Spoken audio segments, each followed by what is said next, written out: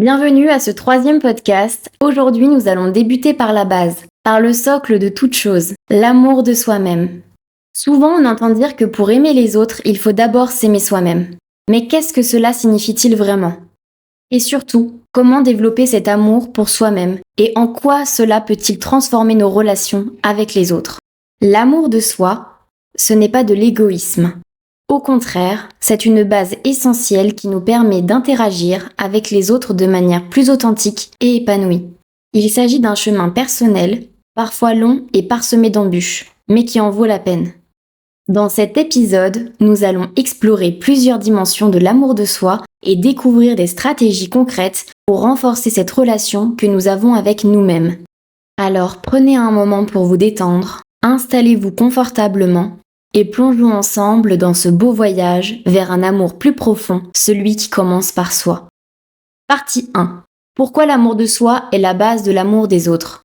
Commençons par cette idée clé. Pourquoi l'amour de soi est-il essentiel avant de pouvoir aimer les autres ? Vous avez probablement déjà remarqué que lorsque vous vous sentez bien avec vous-même, vos relations semblent plus fluides, plus harmonieuses. Et au contraire, lorsque vous êtes dans une phase où vous vous critiquez beaucoup et vous doutez de vous-même, il devient difficile d'être pleinement disponible pour les autres, émotionnellement et mentalement. L'amour de soi, c'est ce qui nous permet de ne pas chercher à combler nos insécurités à travers les autres. Sans cet amour propre, nous pouvons tomber dans des schémas de dépendance émotionnelle où nous attendons des autres qu'ils nous valident ou qu'ils nous apportent ce que nous ne sommes pas capables de nous donner à nous-mêmes. Et cela, vous l'avez sûrement déjà vécu, peut devenir un poids pour la relation. Imaginez être dans une relation où l'un des partenaires a constamment besoin d'être assuré sur sa valeur. Cette personne attend de l'autre qu'il comble ce vide intérieur. À long terme, cela peut entraîner des tensions et même de la frustration.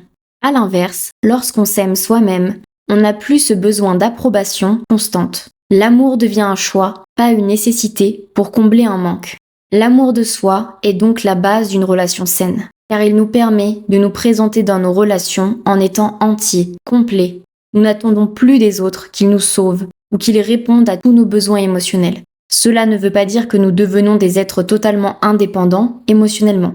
Nous avons tous besoin des autres, mais que nous sommes capables d'offrir et de recevoir de l'amour dans un cadre de respect mutuel et d'équilibre. Partie 2. Se connaître pour mieux s'aimer. Maintenant que nous avons compris pourquoi l'amour de soi est si important, parlons de comment le développer. La première étape, et probablement la plus fondamentale, est la connaissance de soi. Nous passons parfois toute notre vie à essayer de nous conformer aux attentes des autres, à jouer des rôles qui ne correspondent pas toujours à ce que nous sommes vraiment. Mais pour pouvoir s'aimer, il est indispensable de savoir qui l'on est vraiment. Se connaître, cela signifie se poser des questions profondes et parfois inconfortables. Quelles sont mes valeurs ? Qu'est-ce qui me fait vibrer ? Quelles sont mes forces, mes talents, mais aussi mes faiblesses ? Trop souvent, nous évitons ces questions par peur de ce que nous pourrions découvrir. Mais en réalité, se connaître est un acte de courage. C'est prendre le temps d'explorer nos facettes, d'observer nos réactions et de comprendre pourquoi nous agissons comme nous le faisons. Je vous propose ici un exercice. Réservez quelques minutes chaque jour pour la réflexion personnelle.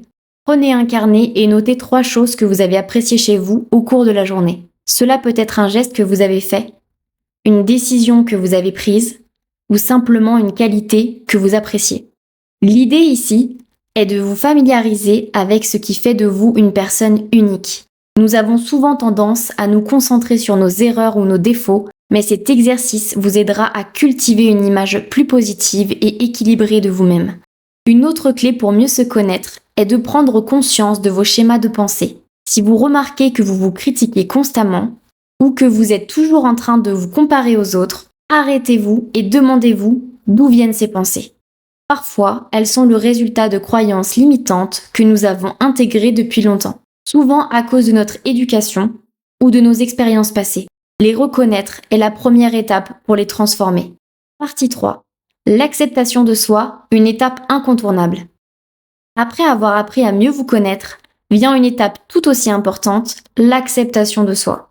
Cette étape est souvent la plus difficile, car elle implique de faire la paix avec toutes les parties de vous-même, y compris celles que vous n'aimez pas forcément. Nous vivons dans une société qui valorise la perfection et la performance. Ce qui nous pousse souvent à être extrêmement durs envers nous-mêmes.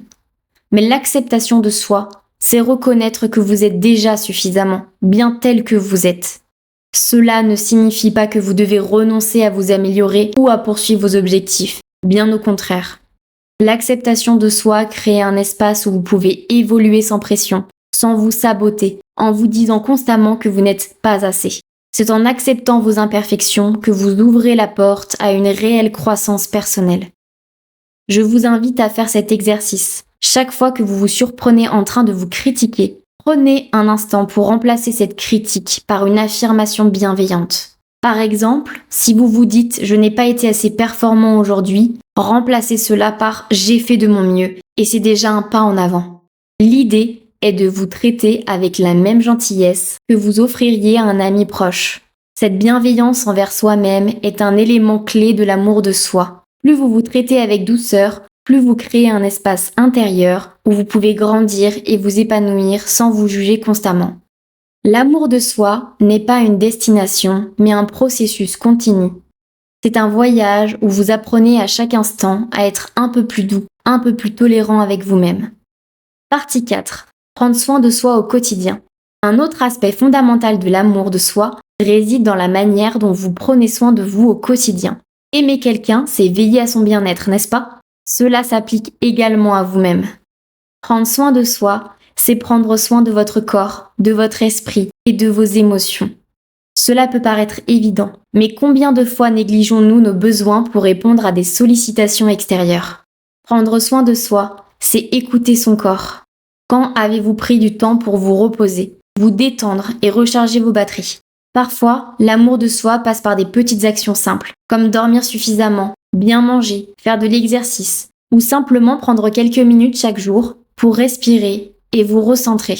C'est aussi prendre soin de votre santé mentale et émotionnelle. Cela signifie parfois dire non, établir des limites, ou prendre du recul par rapport à des situations qui vous drainent émotionnellement.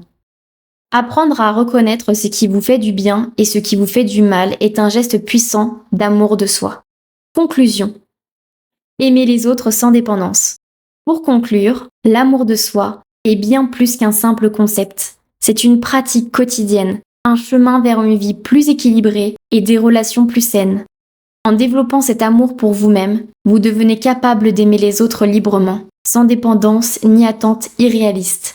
Vous créez des relations fondées sur le respect mutuel, l'autonomie émotionnelle et l'authenticité. L'amour de soi vous permet d'entrer dans chaque relation en étant complet, sans chercher à combler vos manques à travers les autres. Vous offrez un amour sincère, car vous n'avez plus besoin de validation extérieure pour vous sentir bien. Et cela transforme la manière dont vous interagissez avec le monde.